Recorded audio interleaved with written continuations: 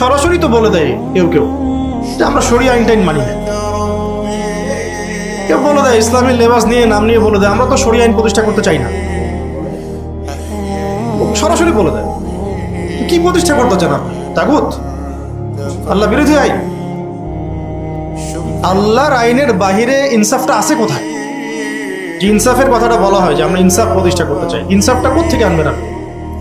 ফরাসি বিপ্লব থেকে নাকি চে গুয়েভারের আন্দোলন থেকে নাকি মার্কসের দর্শন থেকে না স্টেলিন থেকে নাকি মাও সেতুং থেকে না মুসোলিনি থেকে? কোত্থেকে আনবেন ইনসাফটা? আনবেন কোত্থেকে?